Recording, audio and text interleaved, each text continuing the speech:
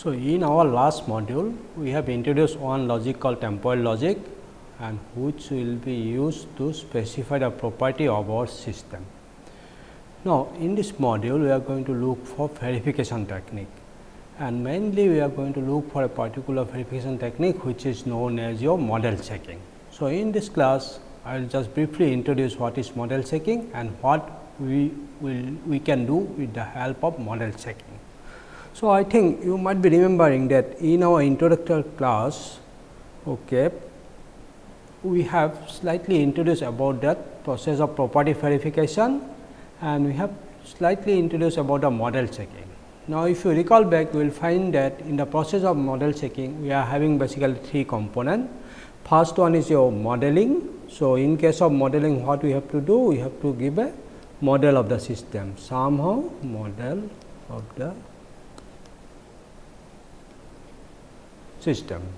With some formalism, we have to define or we have to give the model of our system. If we are going to design a new system, then we are coming up with design, and we are going to represent that design with the help of some model. We will see how we are going to do it.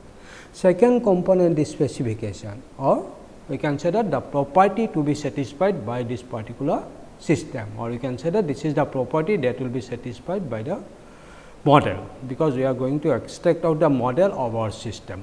So, in last class we have introduced temporal logic. Temporal logic can be treated as a specification language, and we can use temporal logic to specify our property. And we have discussed a special class of temporal logic which is known as your CTL, computational tree logic. So, basically we will concentrate on this particular logic CTL, and we will see how property can be specified over here. So, one, we have the model of the system, that we have abstracted the model. We represent our property in CTL, or we can give the specification. Then we need some methods or some mechanism by which we can check that this property is indeed true in the model. So, this is the third component, which is your verification method. So, in this particular course, we are basically going to look about the model checking technique, which is a verification technique, and which is basically property verification technique. So, here in this module, we are going to talk about this particular verification method called model checking. So, this model checking we are going to introduce with the help of one example. First, we will see an example, and then we will see how this example will be model, or how we are going to give the system of the model. Then we will see what are the properties that need to be satisfied this particular example, and how we are going to write those particular property or specification in CTL. Once we have the model, once we have the specification in your CTL, computational tree logic, then we will see that model checking approach, or how this can be verified for that particular model. So, the example that here we are going to discuss about your mutual exclusion. I think all of you know about this particular problem, that it is basically when we are working with the shared resources. So, when concurrent process shares a resource, so we can have several resources. It may be a shared memory, we may have a file, that file may be shared by different users. On the other hand, we may look into the databases also, where the database will be used by different persons or different activities. So, in record also we have to see that record of database will be accessed from different locations. So, in all those cases, when we are having the concurrent execution, always we have to look for the consistency of our data. If it is a file, or if it is a database record, or maybe the shared memory. So, whatever data we have over there, it should be consistent. All users should get the similar view of this data. It is not like that I have updated something and that is not reflected for you, then you are not going to get the correct information. So, this is the problem that we have when we are going to use shared resources. So, to have a proper consistency of data, we can use this particular mutual exclusion principle.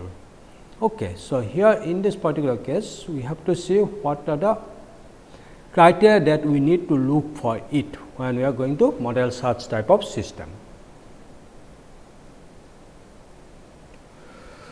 So, in this particular case, first we have to find out what are the criteria that has to be satisfied by this particular design. So, we are talking about that we have to look for those criteria that What are the basically we have to look for that particular portion of code of that particular concurrent processes where they are using this particular shared resources. It may be your file. So, you can have a file, okay. So, it may be used by say several processes or say several users. So, you can say that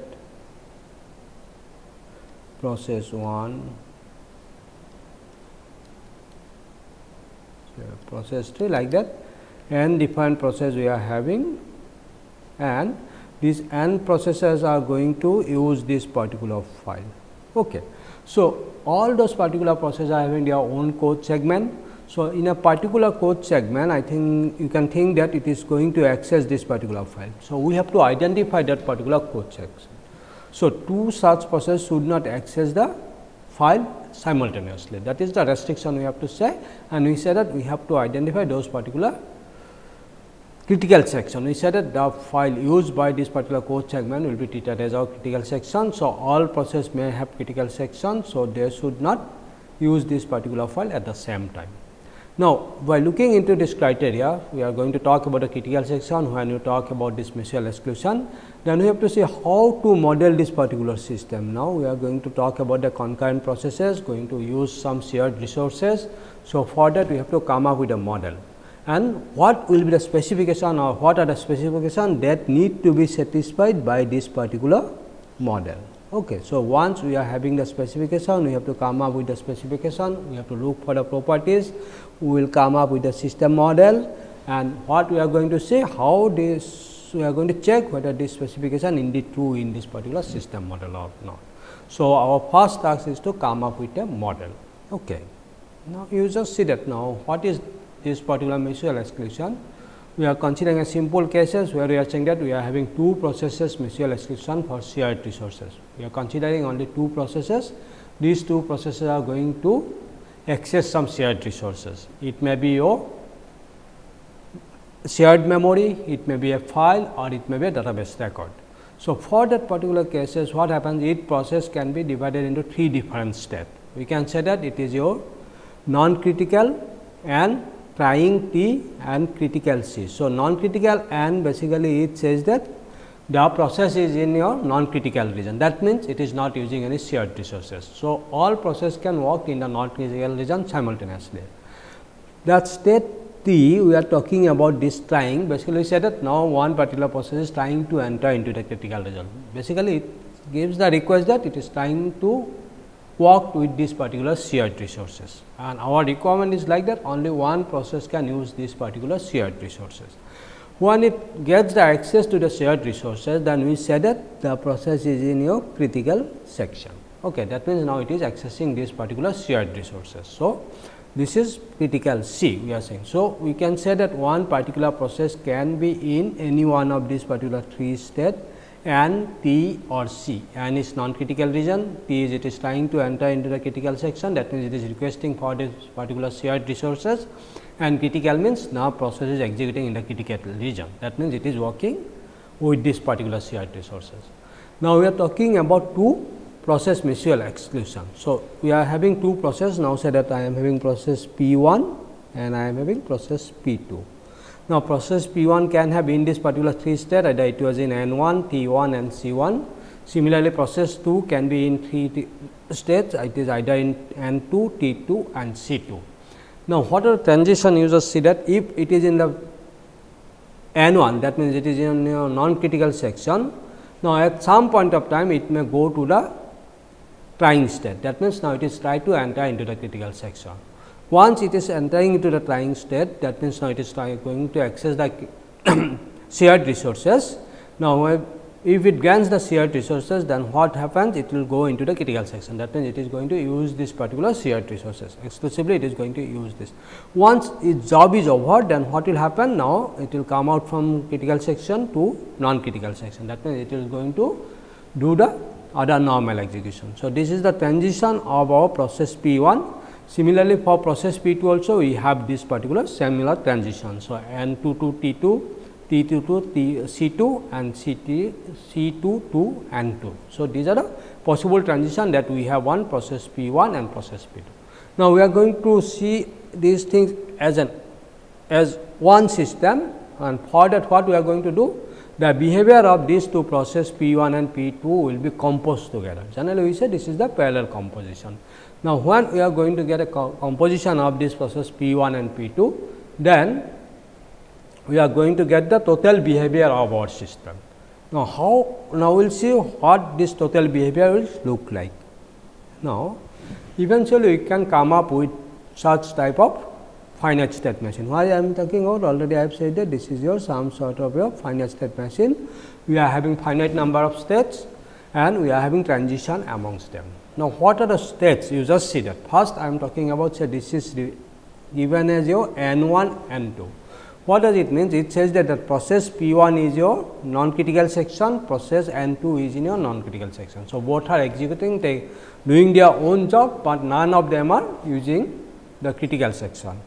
Now, when the state is your N 1 and N 2, then what will happen? At some point of time, process P 1 may look for the shared resources. So, it will go from N 1 to T 1. So, it is having a transition from N 1 to T 1. So, we are having the next state T 1 and N 2. It is process P 2 is a non-critical section and process P 1 is in your trying section.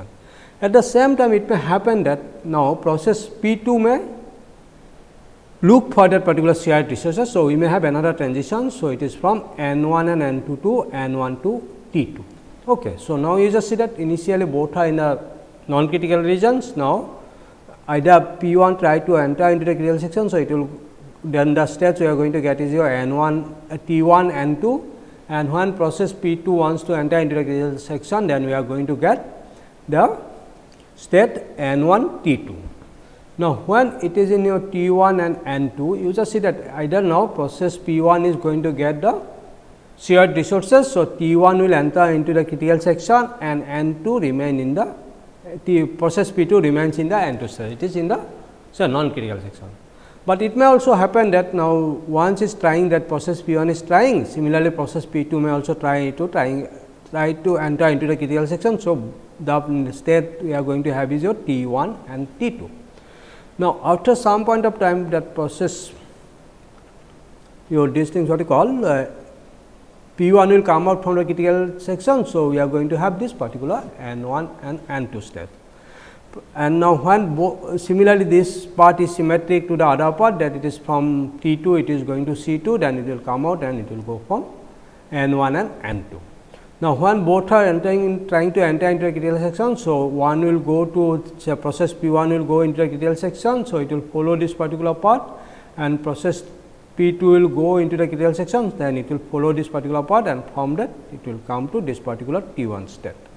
So, you just see that with this particular state transition machine, we have basically given the behavior of our system. So, what we have said that mutual exclusion, we say that we are having two process P 1 and P 2, these are the possible states and these are the possible transition. Now, when we are looking into them as a whole, then we are just getting this particular transition behavior. Now, you just see that we are getting a transition behavior, and this transition system is going to depict the behavior of our system. Okay. Now, here we are talking about say some state variable. We are saying that we can have for process P 1 we are having N 1, T 1 and C 1. For process P 2 we are having N 2, T 2 and C 2. Out of that, if you look into this particular behavior, we will say that we are getting 1, 2, 3, 4, 5, 6, 7, 8, total 8 different states, and we are having some transition. So, these are the states that we are going to talk about. These are reachable state of my system. So, if my system is going to work correctly or work perfectly, these are the different possibilities that we are having. So, these are the different states that my system can go, and we are going to talk about that these are the reachable states. If we are talking about a reachable state, then we may have some other states which may be non-reachable state. So, for this particular example, you can think that what are the total number of states that we may have. Now, you just see that already we have said that we are having N 1, T 1 and C 1 for process P 1 and N 2, T 2, C 2. Now, when I talk that in this particular state, I am talking about that this is your N 1, N 2. That means, both are in your non-critical section. So, these are some state variable, you can say that these are true, basically n1 is true and n2 is true. And what are the status of other 4 variables? We can say that this is not trying to enter into a critical section. So, it is T1 bar, that process P2 is not trying to enter into a critical section. So, it is T2 bar. Similarly, process P1 not in the critical section. So, it is C1 bar, and similarly process P2 is also not in the critical section. So, it is your C2 bar. So, you just see that with this particular combination, basically we are representing these particular states. Okay. Now, in this particular case, so it is basically N1 and N2 are true, that means both the processes are in your non-critical section. So, similarly, T1 is false and T2 is false, they are not trying to enter into a critical section, and C1 and C2 are also false, they are not in the critical section. So, like that, for all those particular states, we can have the behavior of those other variables. Now, in this particular case, we are having total 6 control variable.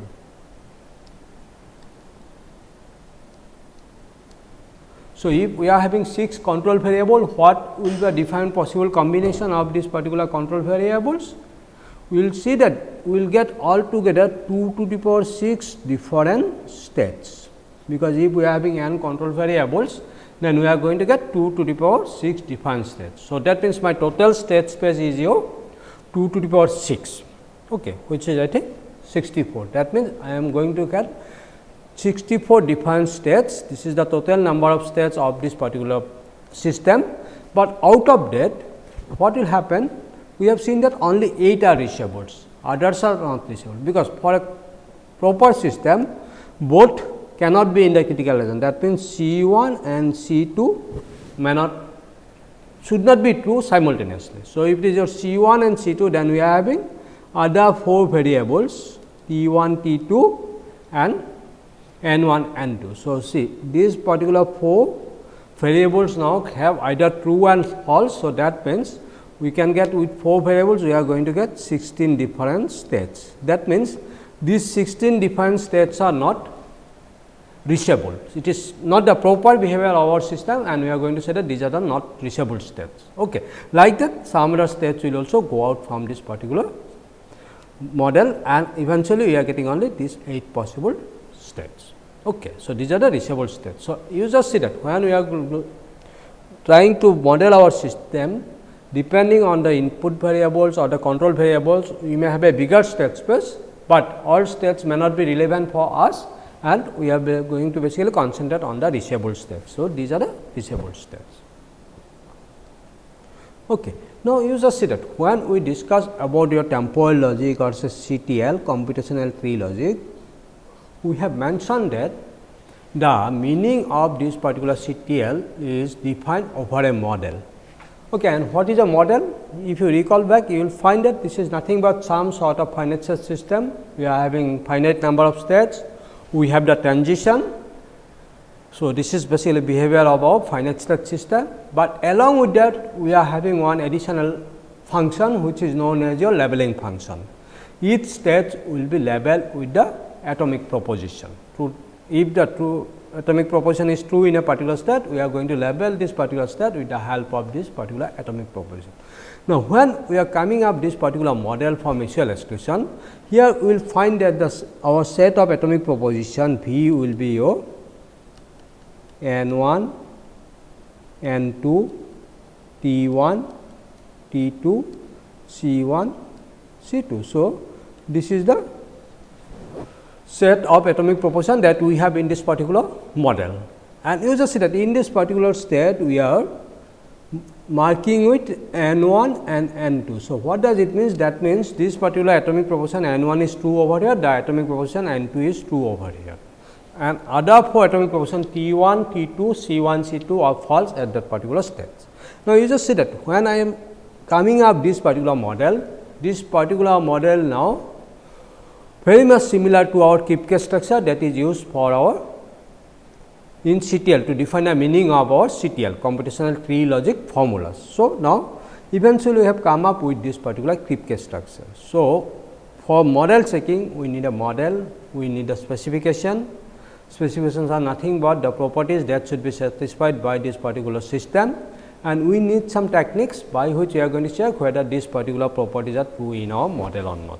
So, now the first part we need some model. We have come up with this model of this particular examples of mutual exclusion, and eventually we have found that the way we are representing it, it is going to give us the Kripke structure that is needed to define the meaning of my CTL formula. Okay. So, in last module we have talked about this particular CTL, what is the syntax of CTL and what are the semantics of CTL. Now, we have come up with the model. Now, you just see now, when you are coming to this particular model, so you have come up this particular model and this is very much similar to our Kripke structure. Now, I think now I am writing over here, you just see that AG, EF, N1 and N2, AG, EF, N1 and N2. Now, if you look into this particular expression, I think you can recall that this is very much similar to our CTL formula, and indeed this is a CTL formula. Okay, because you just see that N1 and N2, these are two atomic proposition and they are connected by this particular conjunction. So, N1 and N2 is a CTL formula. Now, this is EF. What is EF? There exists a part in future. So, there exists a part in future N1 and N2. So, I am going to get this is also CTL formula, since this is a CTL formula, EF N1 N2 will be a CTL formula. And before that I am writing AC, that means in all part globally there exists a part in future N1 and N2, that means I can, for clarity I can give this particular bracket. So, you see that since this is a CTL formula, so eventually this is a CTL formula. So, now I am writing a CTL formula. Now, what this CTL formula means, you just see that what we can say in sentence, no matter where you are, there is always a way to get to the initial state. So, no matter where you are, that means in the system wherever you are, it hardly makes any difference, no matters, there is always a way, we are going to get a path to get the initial state. Here we are just thinking that this is my initial state. Okay, so, this is why I said that in initial state I am having N1 and N2 must be true. So, no matter where you are, there is always a way to get to the initial state. Now, this is the property that need to be satisfied this particular model. Now, you just see that I am having model. So, this is the model of my system mutual exclusion.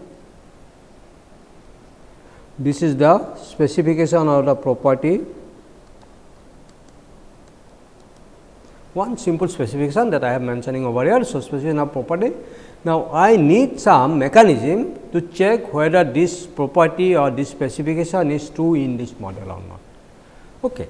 And this particular mechanism or technique is known as your model checking. This model checking is a kind of verification technique. It is a kind of verification techniques, and in this class we are going to, or in this course we are going to talk about this particular model checking. So, for model checking, what is our requirement? We need a model of the system. Somehow we have come up with a model which is very much similar to the Kripke structure. We have to represent our property or specification in CTL, then we are going to use model checker, which is basically known as your CTL model checker in this particular case, since we are writing the specification in your CTL formula. So, we are going to look for CTL model checker, and CTL model checker will going to check whether this particular specification is true in this particular model or not. So, this is the way that we are going to look in verification technique, and in this course we are going to talk about model checking, and particularly model checking of our CTL formula, because we are going to write our formula in CTL. Now, when we are talking about this particular mutual exclusion problem of for shared resources, now it should satisfy some of our properties. We are having some requirement, it should fulfill those particular requirement. First, we have to identify what are those particular requirement. So, one requirement we are talking about the safety requirement. What is this safety requirement? It says that only one process to be in its critical section at any time. This is our basic requirement, and say that this is the safety requirement. So, at any point of time only one process will be in its critical section. If two processes are going to remain in the critical section at the same times, both of them are going to manipulate the data, and the manipulation of one process may not be reflected in the other, because it will be overwritten by the other processes. So, this is basically safety property, only one process to be in its critical section at any time. Now, second property we are talking about the liveness. What we are talking about liveness? Whenever any process wants to enter its critical section, it will eventually be permitted to do so. So, we are talking about the liveness. That means, all processes are having equal right to enter into the critical section. So, whenever a process wants to enter into the critical section, that means, it wants to use the shared resources, eventually it should get the permission to use that particular shared resources. So, this is about liveness. If someone is waiting and waiting for long enough time, then we can say that that process is going into starvation. So, it is not desirable. So, the second property is your liveness. Now, say we know that these are the two requirements that we are having. Now, whether if I am having a model, if I say that whether these two properties are satisfied this particular model or not, I think then we will go or we will move into some other domain when we have to look for the natural language processing, because we are representing our requirement in natural language. So, we have to use some formalism or use some formal methods to represent such type of properties. Say, like that in my previous example, I am saying that no matter where you are, there is always a way to get to the initial state. So, this is some sort of requirement. I am representing this requirement with the help of this particular CTL formula. So, because this CTL formula having predefined meaning, and we have to use some predefined syntax to write such type of formula. Since meaning is obvious, so now we are going to look for the truth of this particular formula in this particular model. So, like that, these are the two basic properties that must satisfied by my mutual exclusion protocol. So, somehow we have to represent these things in some formal way, and since we know about CTL computational tree logic, we will see how these two will be represented in CTL computational tree logic. Okay. Now, another property is that we are having that non-blocking.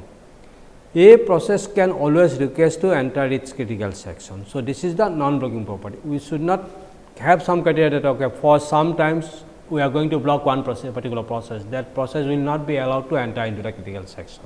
Then we say that this is some blocking nature. So, we say that our mutual exclusion protocol must satisfy this particular non-blocking property also. The A process can always request to enter its critical section. So, at any point of time, at any moment, any process can give a request to enter into the critical section. We should not put any blocking criteria. And another criteria or another property that must satisfied by this mutual exclusion protocol is no strict sequencing. We should not give any sequence, any strict sequence to that particular process. It is the sequence when you cannot say that process P1 will go into the critical section, then I will allow process P2, then I will allow process P3, then again I will allow process P1 to enter into the critical section, then P2, like that. We should not put any restriction in this particular case. Without any restriction, without any sequencing, they will be allowed to enter into the critical section.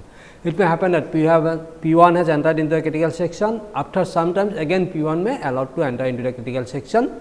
We will not wait for that first P2 must go, then only again P1 will be allowed. So, such type of restriction we are not going to put. So, this is talk about the no strict sequence.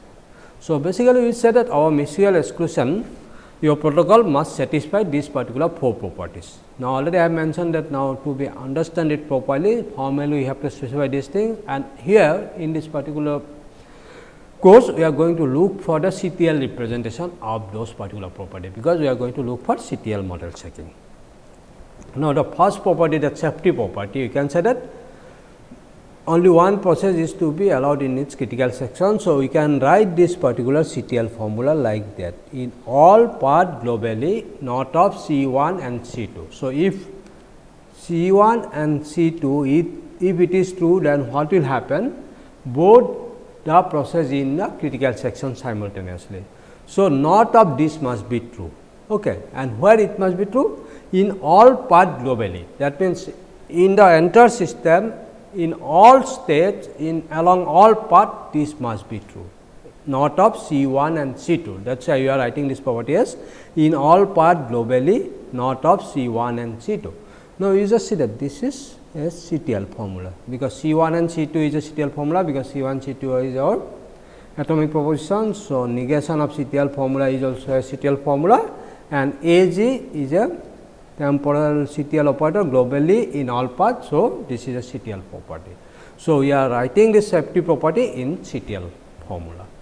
Similarly, Leibniz, we are saying that whenever any process wants to enter into critical section, it must be allowed to enter into the critical section. So, we can say that T1 basically it says that the process P1 is trying to enter into the critical section.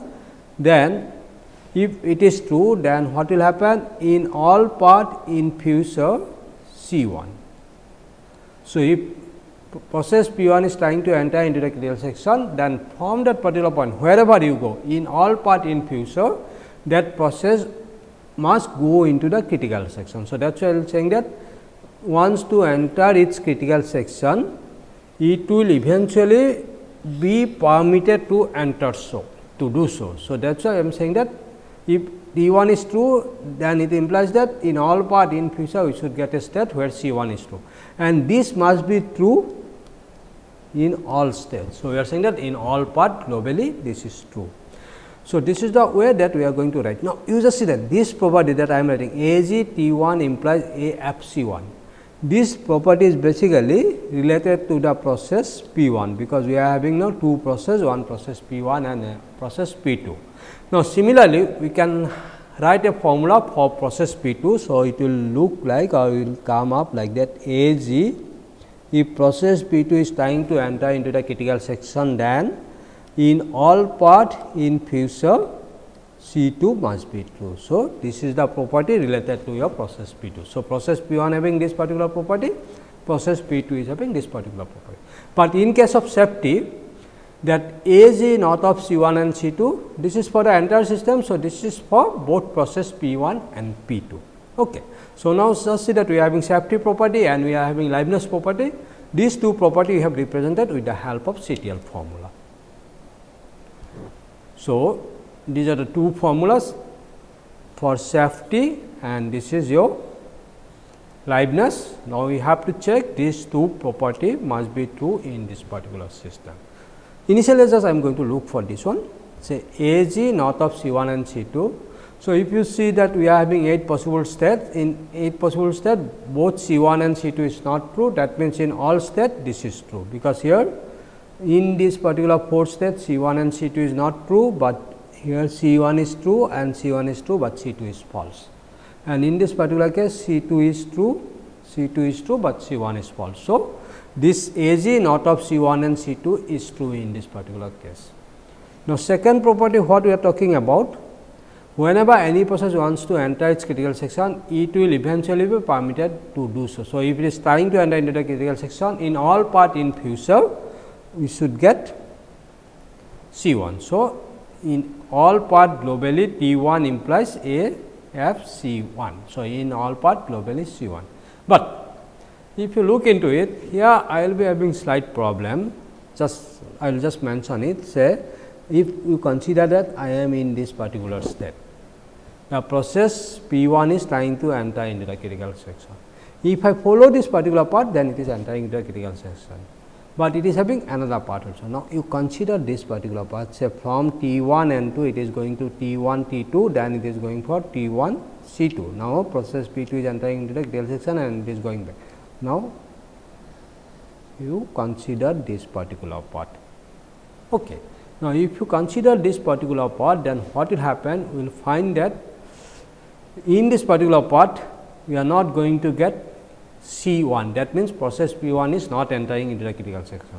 So, what happens? I will say that this particular formula is false. That means, the model that I have come up over here is not satisfying the Leibniz property, because first one is safety property, we have checked it, safety properties has been satisfied by this one, but when I am coming to this particular Leibniz property, we have seen that it is not satisfying this particular Leibniz property, because we are having one particular part, it will remain in this particular part, and always C 2 is entering into this particular critical section.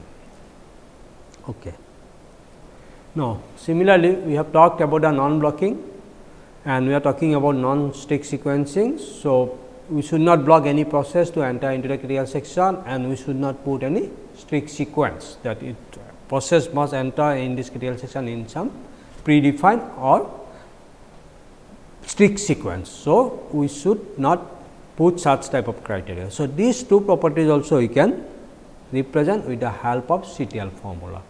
So, it says that it is always request to enter into its critical section. So, if the process P 1 is in your non-critical section, so there exists a part in next thread, it is T 1. Okay. That means, if process P 1 is in your non-critical section, from that particular thread we should get at least one part where it is trying to enter into the critical section. That means, we are not blocking wherever you are.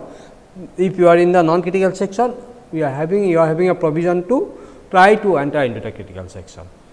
And that strict non-sequencing, no strict sequencing, we can represent this particular property with the help of this particular CTL formula. What it says that since it is we do not put any strict sequence, that means, it is basically says that if it is entering into the critical section, say it is in a critical section, it may happen that after coming out from critical section, it will again allowed to enter into this particular critical section. That is why we are saying that if it is C 1 is true and there exists a part, C 1 will remain true until this particular property is satisfied, not of C 1, that means, C 1 will go to not, it will become negation.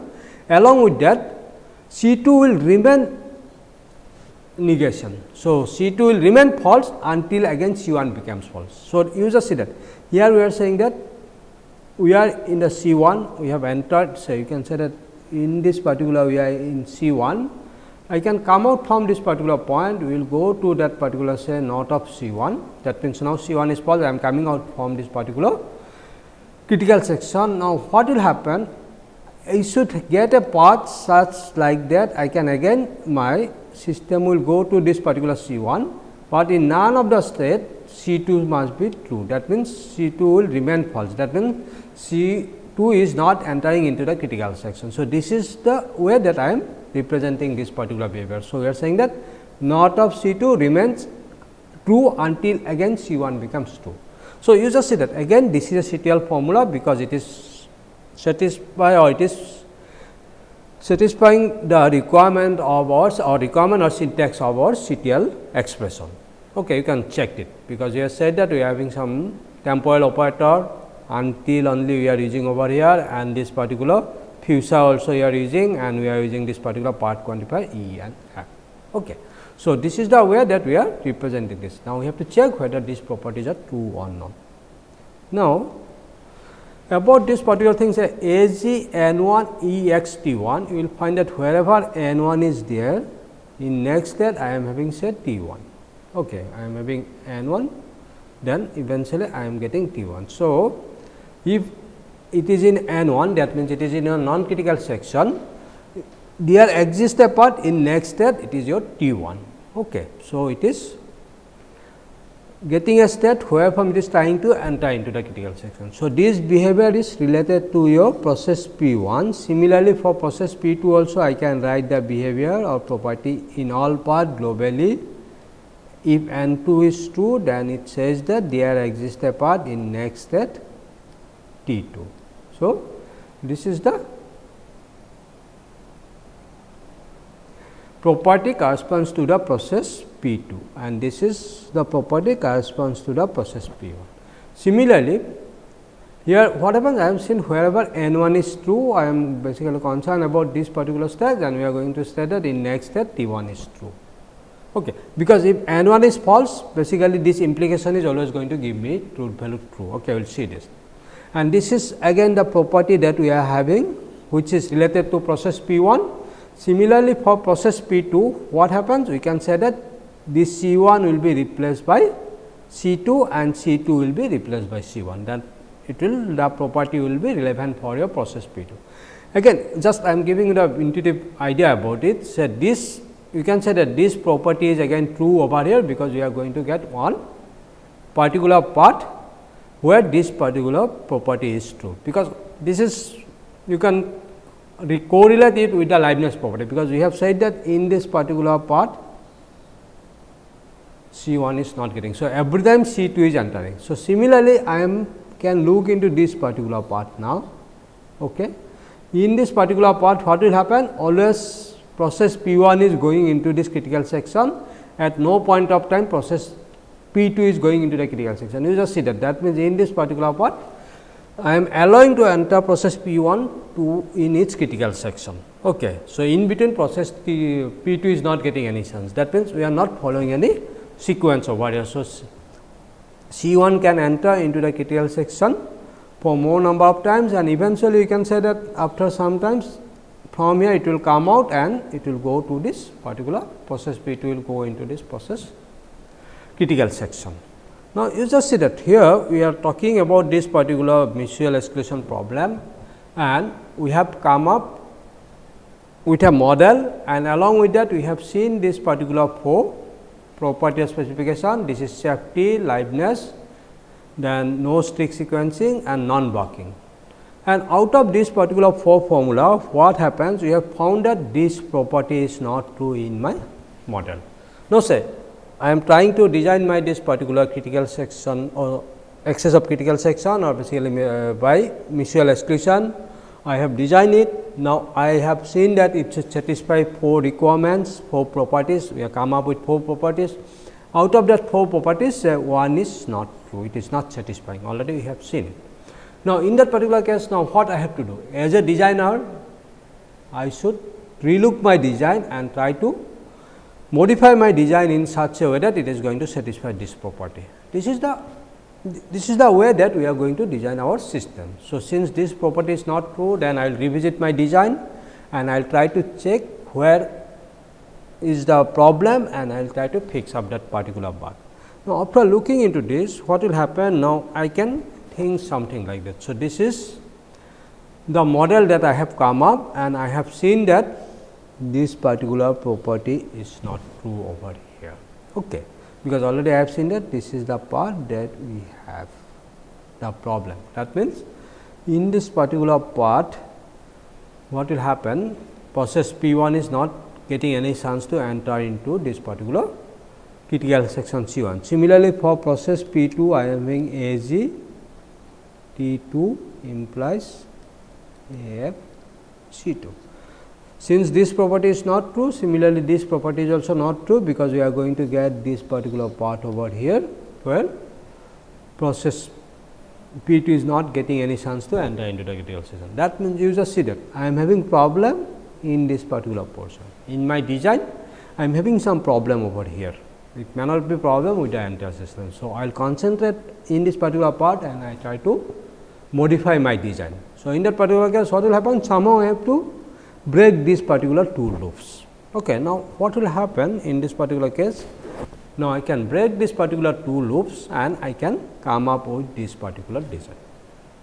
Okay. So, this is the way that we are going to design our system, and we are trying to remove some errors or fault that we may have in our design. Okay. Now, in this particular case, now you just see that what will happen. Now, earlier we have 8 states, now we are getting 9 states. This particular state has been broken into 2 particular states. T1 and T2 has been broken into 2 different states.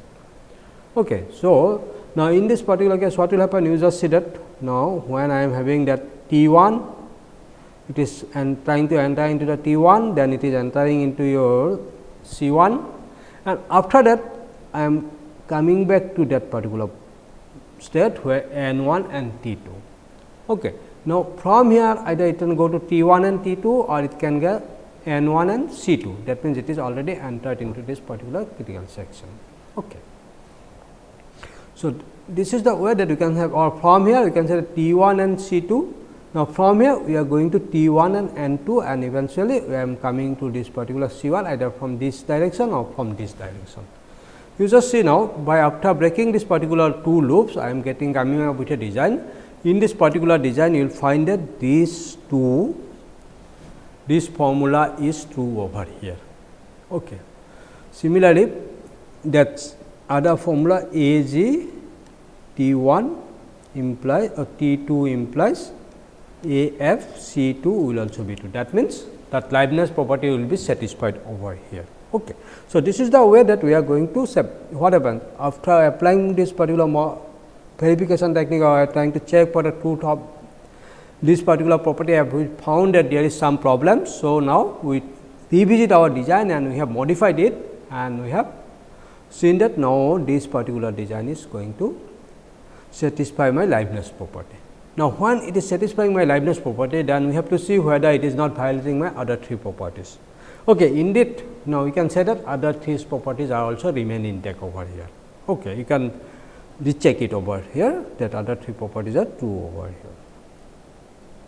Now, basically you just see that we have starting our design, we have come up with a model M, and after looking for the properties, we try to check whether these properties are true over here or not, and we have found that it is not satisfying some of the property. We have revisit our model and we have come up with this particular model, second model, and in this particular second model, we have seen that at least it is satisfying all those particular 4 specification or 4 properties that we have.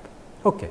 Now, so as for the norms of the QPS structure, we are having slight problem over here that 2 states cannot be marked with the same level. Somehow they have to be different. Now, here I am not talking into this particular internal details, but we can say that instead of these particular 6 states that I am having of the processes, that N1, T1, C1 and N2, T2 and C2, we may have some other internal signals also in the controller. So, these 2 states will be distinguished by some of those particular control signals. Okay. In later point of time, we may look into it, but you can think that they are different because we may have some other control signals which are not relevant with respect to our properties. So, we are not showing the marking of those particular things.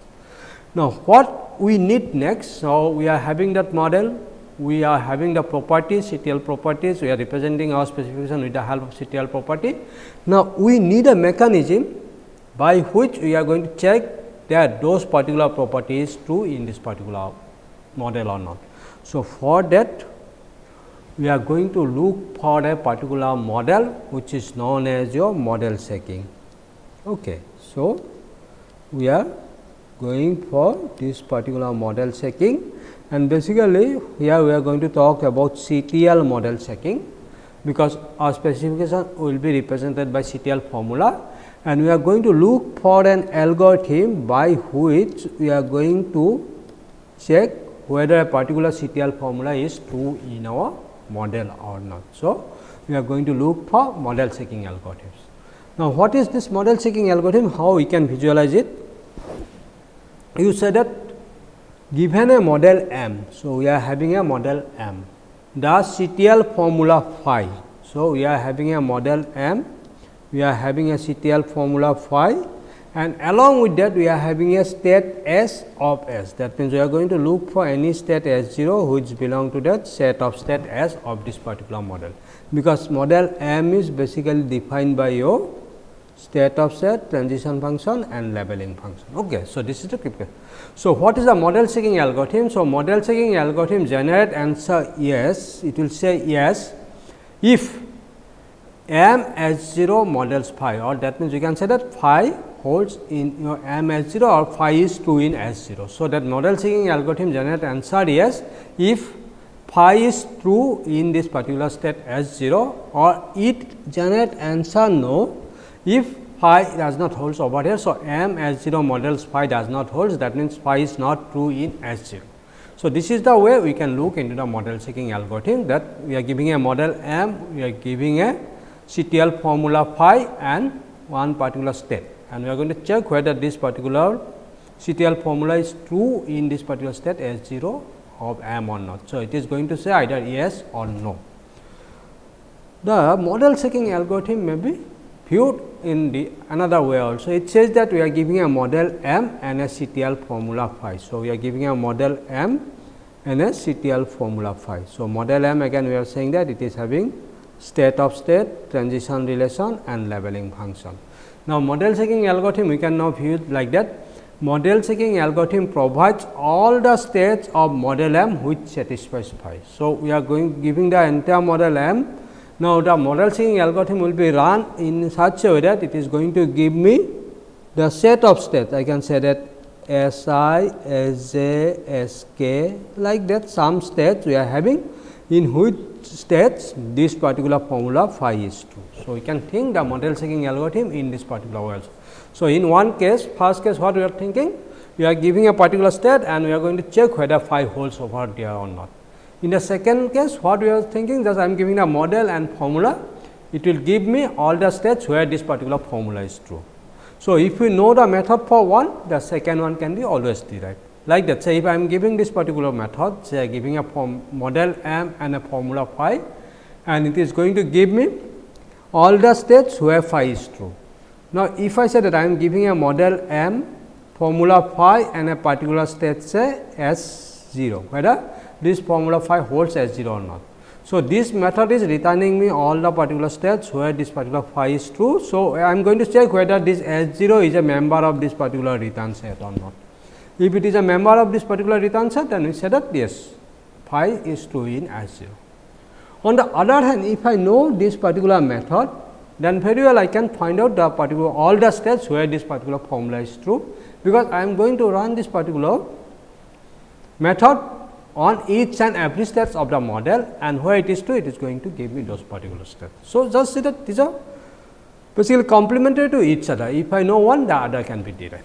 And this model checking algorithm is having another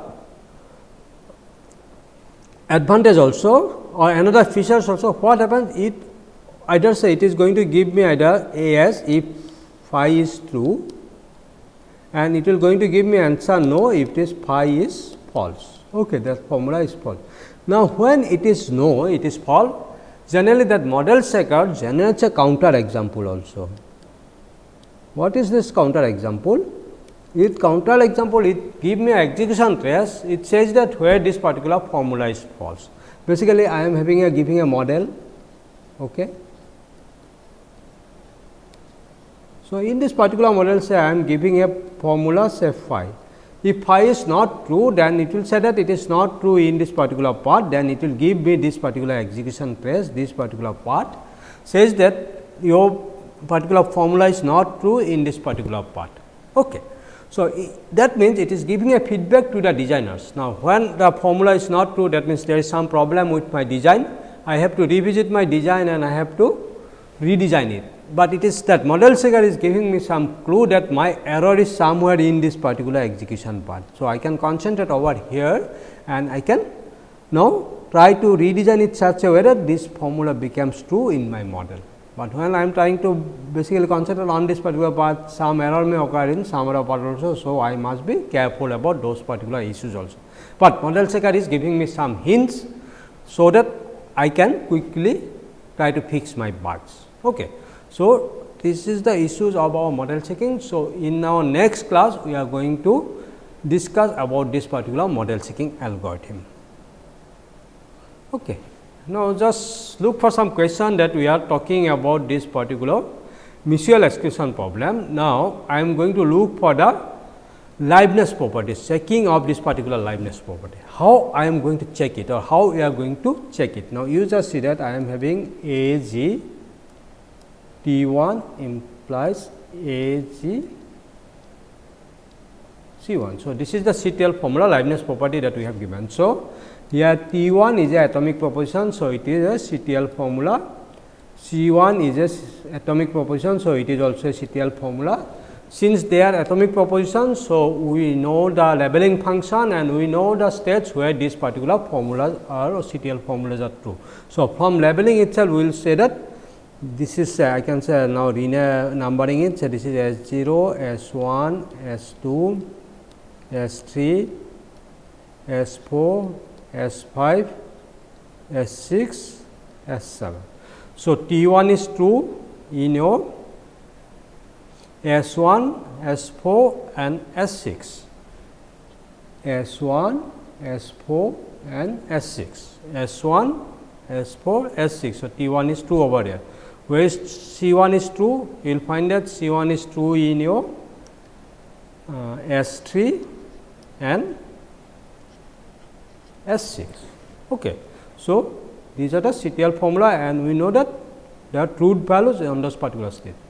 Now, what is the next formula that we have to look into it? So, these are atomic proportions. So, these are the CTL formula. Now, the next formula will come as your AG all part globally C1. Since C1 is a your these things what you call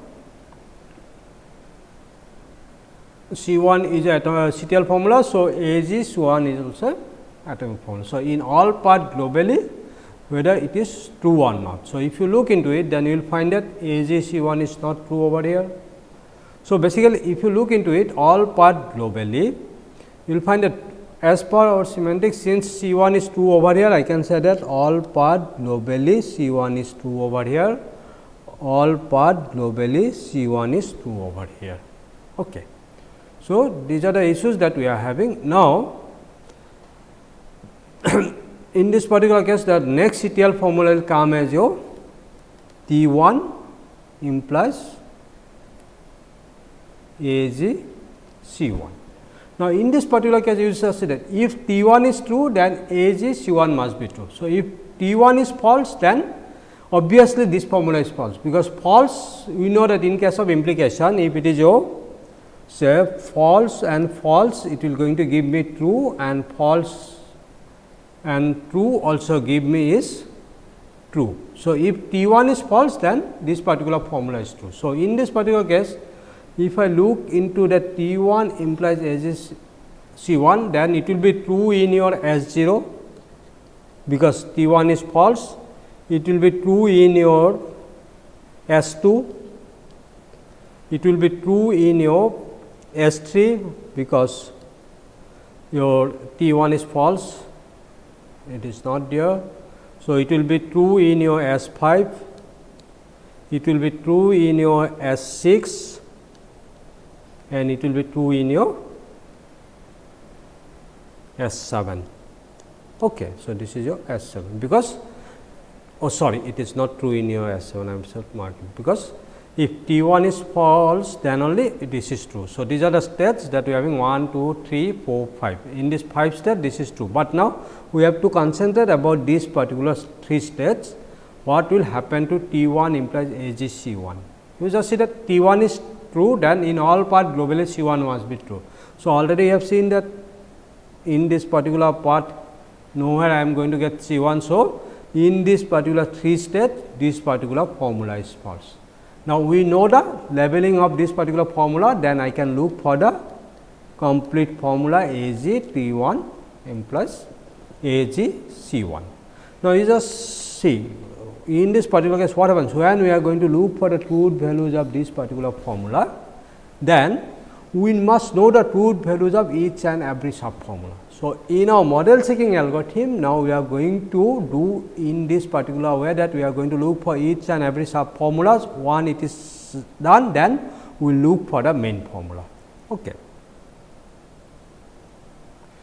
So, another one you just see that now we are having the second modeling of mutual exclusion, where I have break this particular state T1 and T2 to 2 different state T1 and T2, and I am saying that the second modeling of mutual exclusion is also a oversimplified model.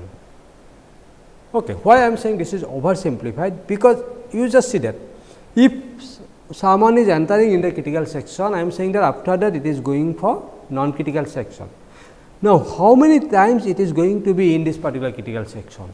This particular model is not going to depict this particular information.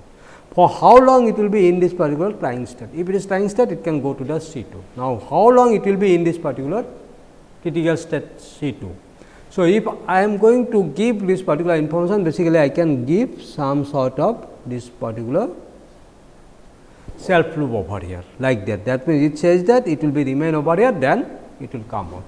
Now, once I will give such type of self loop, then what will happen? Again it is going to violate my Leibniz property, because now I will be remain in this particular case.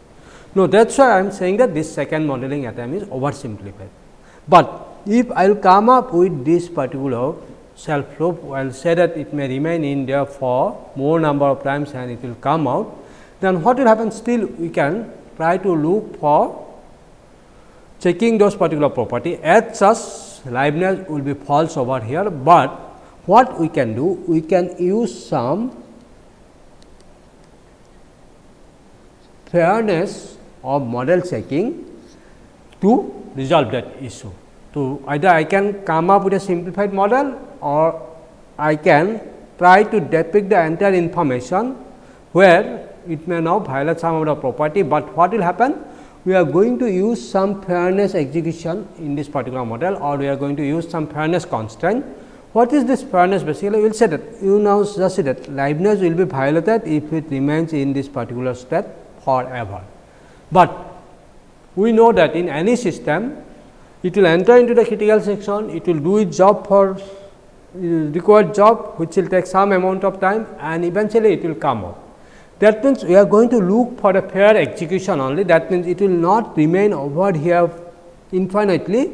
Eventually, it will come out after completion of job, it will come out. That means, what we are going to say, that we are going to look for the fair execution only. That means, what happens? I can think some model. Okay. Okay. So, now you just see that in this particular loop, the model will remain infinitely. Okay. That means, if my system will remain in this particular loop, then I am going to have some bad behaviors. But in fairness, what I am going to say that if my system is correct, I know, then what will happen? Eventually, it is going to come out from this particular loop, and eventually it will follow this particular path. That means, we are going to look for only fair execution. That means, we can somehow omit this particular infinite loops. We are trying to omit this particular part, and we will see that eventually it will come out from this particular loop, and it will going to execute this thing. So, in this particular case, with this particular fairness constraint, we can check for those particular property, because while I am designing my system, it is coming actually. I cannot break this particular loop, because it may be there, but my model checker is giving me some problem, or it is reporting that it is having some error.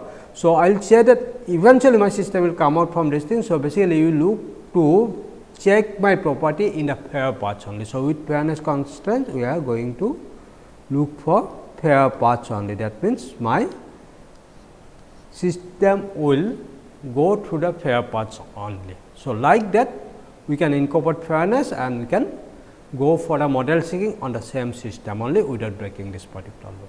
Okay. With this, I will stop my lecture today. So, in next class, we are going to look for the model checking algorithm.